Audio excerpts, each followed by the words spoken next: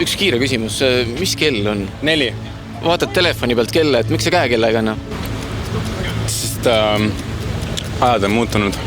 Kas te ei viitsi iga päev kella käe peale keerata? Tähendab keerata, sõlmida, pannaldada. Eestlane kipub olema praktilise meelega ja kui telefon kella funktsioonid on üle võtnud, siis esmajärjekorras kallisse kella investeerima ei kiputa. Aga minul on täna käe peal midagi, millega rahus võib uhkeldada. Mis te arvate, kui palju see kell maksta võiks? See kell võiks maksta 2000. Ma ei tahaks küll sellist kella endale. 150 krooni. Ja kui palju sina selle eest annaksid? 25 krooni. Если оригинал, в районе 100 000 крон. 150. Спасибо. Aga palju ta siis maksab? Tegelikult see on päris kell. See maksab üle 100 000. 100 000? Ja kohutav on ju. Üsna tasapisi hakkab käekella kandmine taas moodi minema ja seda eriti meeste rahvaste hulgas. Ning mitte seetõttu, et kella pealt on vahva aega vaadata, vaid pigem kui ehe ja aksessuaar. Seega, uhke auto on jõukusega eputamiseks liiga tavaline. Meie uurimisretke ajal oli Eesti kaubandusvõrgu kõige kallima letihinnaga kell just nimelt ligi 300 erinevast peenmehaanika komponendist koosnev iludus Class Reserve Temage hinnaga 226 900 krooni.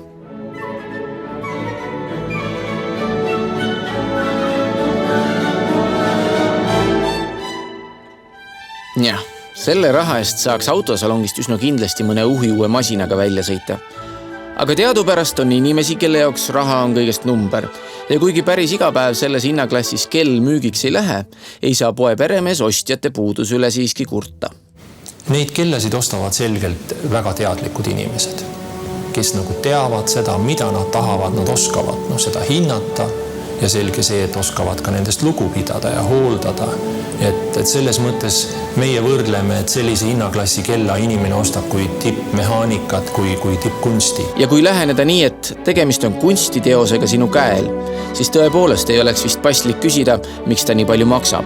Sest ega ju maaligi puhul ei lähe see kunstnikult uurima, palju tal värvi ja lõuendi peale kulus. Aga siiski, millest kujuneb kella hind?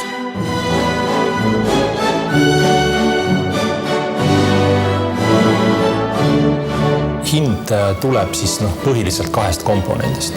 Üks on tema tehnoloogiline pool, ehk siis mehaanika, peenmehaanika ja teine on materjal. Nii et antud juhul siin, ütleme siis nii-öelda laias laastus 100 000 eest on peenmehaanika tippteost ja siis teise 100 000 eest on väärismetalli, ehk siis roosat kulda. Ja kui sa sellise varanduse kord juba oled koju ostnud, siis hea peremehena hoolitsed sa oma väikese tiksuva sõbra eest parimal võimalikul moel. Viid teda regulaarselt kellassepa juurde hooldamisele ning palud sõpradel kella katsumiseks valged kindad kätte panna. Ja kui käe pealt võtad, ei viska teda kummuti servale või padja kõrvale, vaid asetad hoopis sellesse imelisse karbikesse, mis teda üles keerab ja tema tervise eest hoolt kannab. Teate, minul on täna kaasas mõned kellad ja ma mõtlesin, et teie kui professionaal äkki oskate nende seast välja valida, milline on see kell, mis väärib originaali tiitlit ja mis on soetatud kusagilt mujalt kaubandusvõrgust.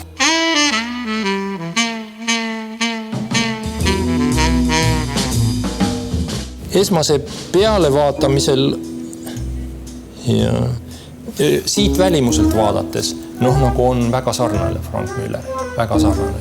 Aga vaadates näiteks siit seda ketti, see kett ei ole niivõrd hea viimistusega millegi pärast. Et siin tundub, et see kett ei oleks originaal. Aga lähme edasi sellise Rolexi kirja kandva kellaga.